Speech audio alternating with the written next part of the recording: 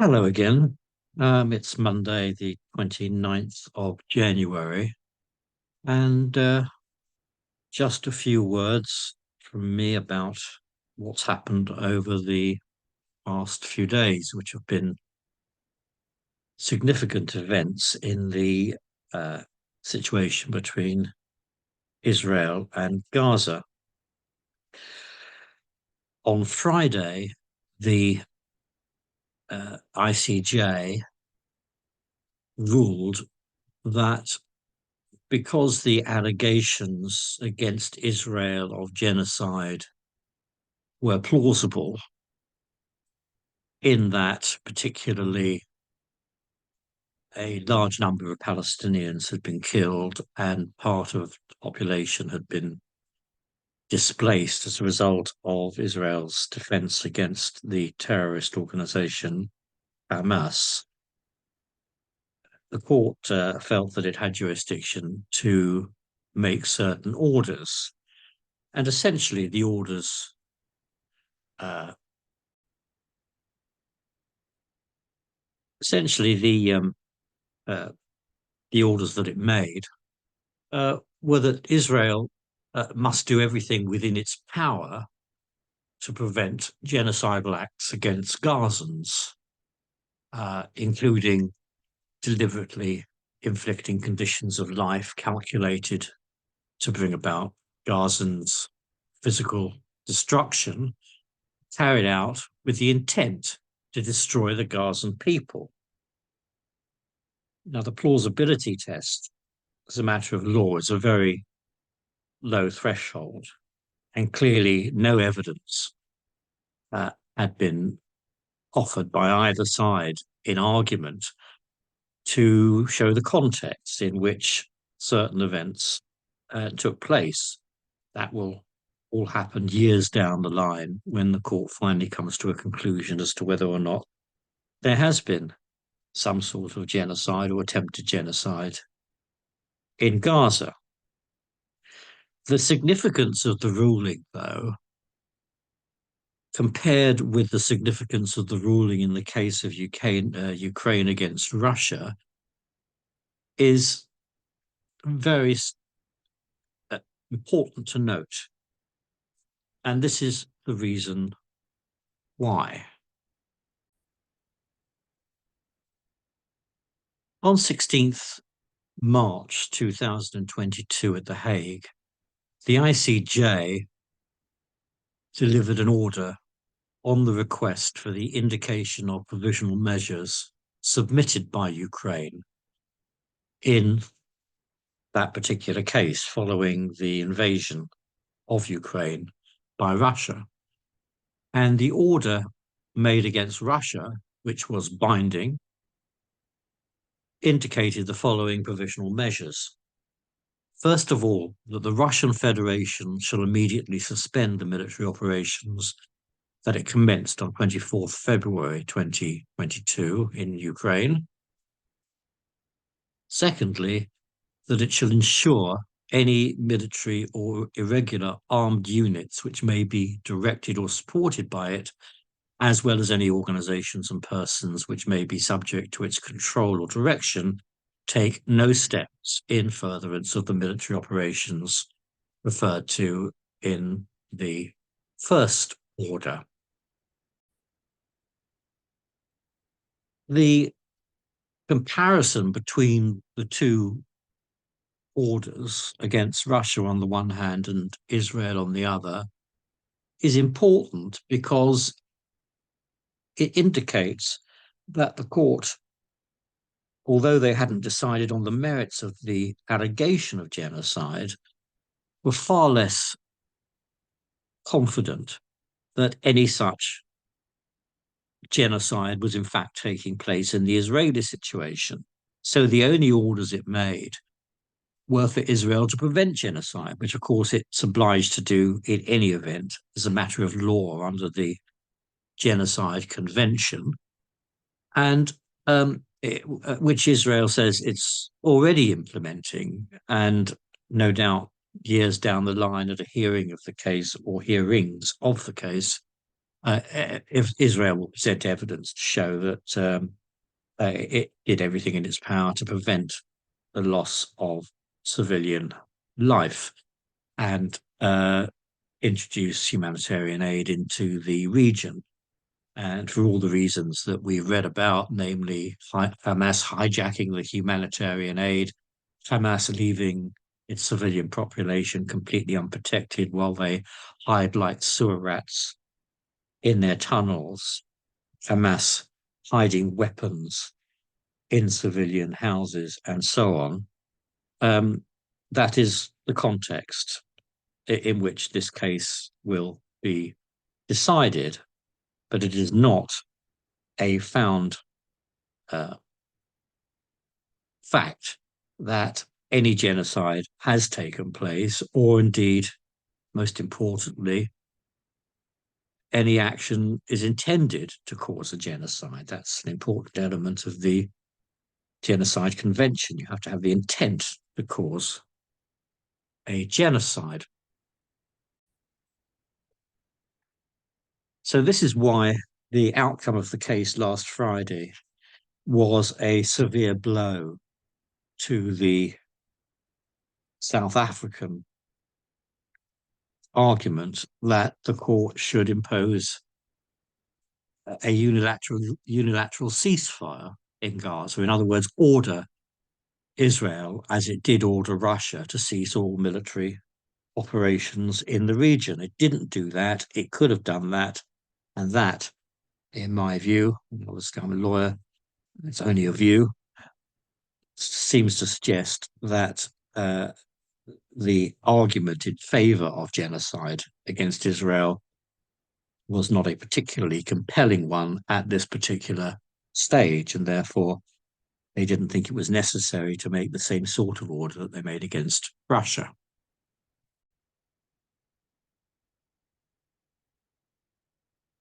So the next thing I wanted to mention was the claim about innocent Palestinians and the number of Palestinians that have been killed, something in excess, according to the Hamas-controlled health ministry in Gaza, something in excess of 26,000 people, Palestinians, have been killed. Of course, what we don't know, and what we've never been told by Hamas, is how many of those 26,000 people were in fact combatants.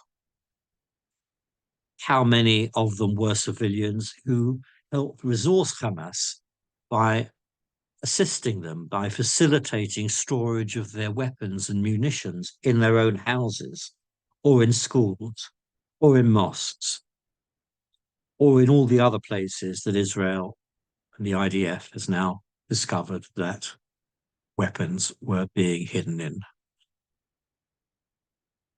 And then, of course, you have the insidious involvement of members, staff members paid by an international organization which is there to help maintain peace around the globe. Staff members of that organization actually participating in the murderous, barbaric attack on Israel on October 7th. So, who are these innocent Palestinians? Of course, there are children. Absolutely. There are children who are too young to carry weapons, who have not perhaps yet been radicalized, as many of the youngsters in Gaza have been, under the appalling education system administered by UNRWA, which promotes anti-Semitism and Jew hate and Israel hate. Of course, there are innocent children. That is absolutely awful that they have to suffer. But so far as the adults are concerned, how many of those adults are in fact really innocent? A recent poll suggested that a very substantial part of Gazans support Hamas and indeed supported the attack on Israel on October the 7th. So where does innocence lie? if you support a terrorist organization and you lend aid and comfort to them in their objective, which is genocidal, then are you truly innocent, or do you bear the same or a similar responsibility as the people who you follow and who are in fact carrying out attacks on a sovereign country?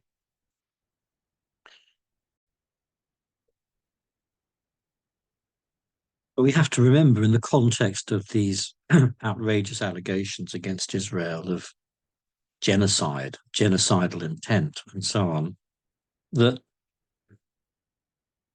there is one party to this combat which, beyond any doubt whatsoever, because it's written in its charter, in fact is genocidal and does have genocidal intent.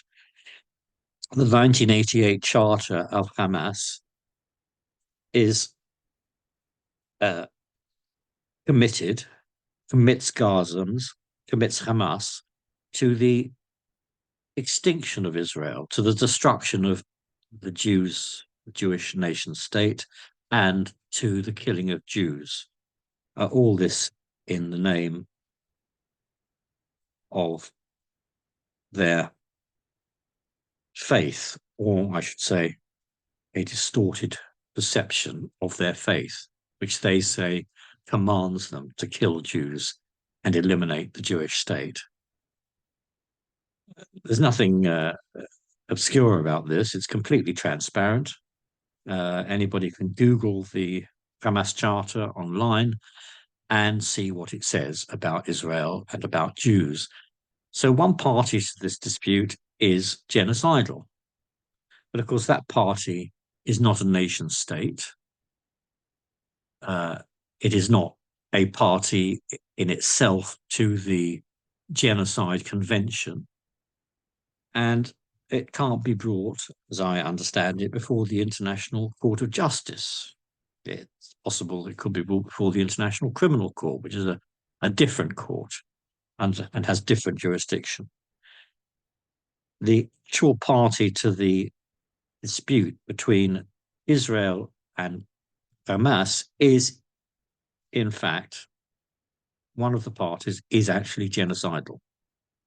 But of course, it's Israel that gets the raw end of the deal here in the public eye and in the media. Everything that happens is Israel's fault, when in fact, Israel never asked to be attacked.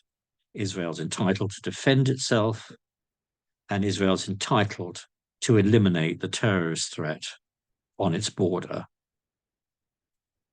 All of this is down to Hamas.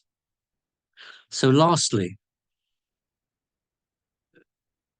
since the discovery in the last day or so that members of UNRWA, the United Nations Work and Relief Agency, which was set up in 1948 to look after the interests of refugees, Palestinian refugees, after the foundation of the State of Israel, and has continued to encourage the refugee status of not only the original refugees, but their descendants, generations of descendants since then, to encourage their refugee status. Members of UNRWA, paid by the United Nations, the leading United Nations agency in Gaza, providing aid, purportedly, and humanitarian provisions and education to the Gazan people, members of that organization actually participated in the attack on Israel on October the 7th. As a result, apparently certain, we don't know the particulars of who was involved or what they allegedly did, but apparently some of them have already been sacked. There's an investigation going on, and it's absolutely clear to me that this is the tip of the iceberg. There are conspiracy rumors circulating to the effect that why did Israel only raise this issue? Why did it only report the intelligence that they had concerning the involvement of these UNRWA personnel a couple of days ago?